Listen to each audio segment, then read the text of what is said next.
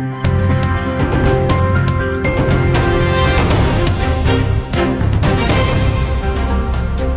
Jungle. On the subject Gender and Society, we are the Group 11 and I am Angela Rosalo with Angelica Gabay and Jayalay Malakas from ASU CIT taking up BSHM on our second year level Section A.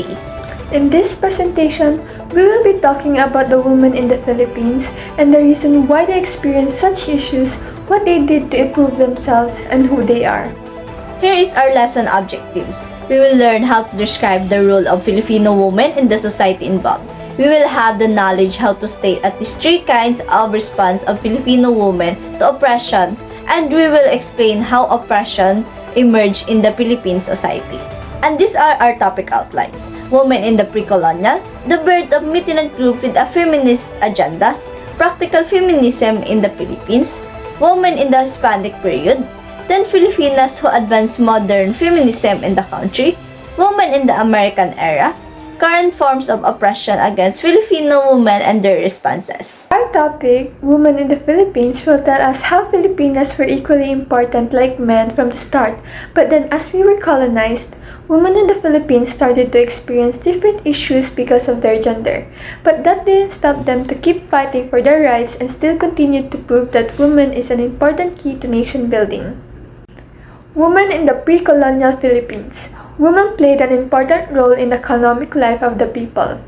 Women in the Hispanic period.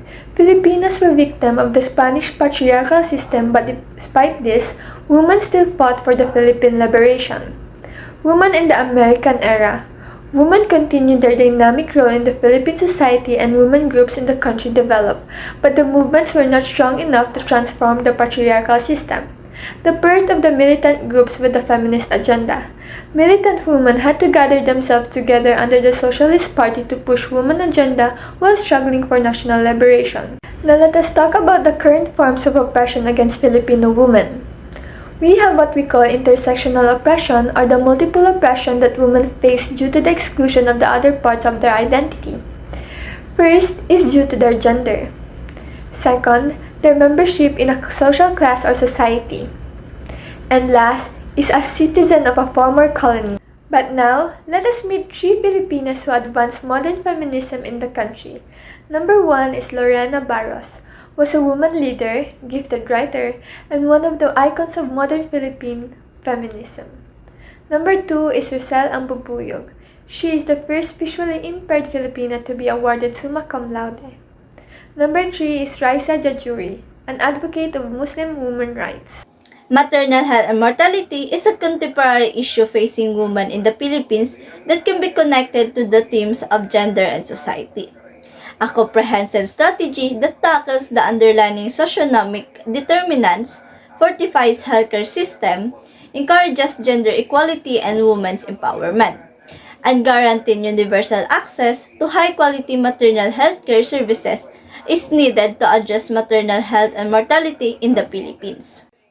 Improved access to healthcare services can be achieved by building and modernizing facilities in rural areas, implementing community-based health education initiatives to increase knowledge of maternal health issues, and advocating for laws that place a high priority on gender equality, reproductive rights, and maternal health.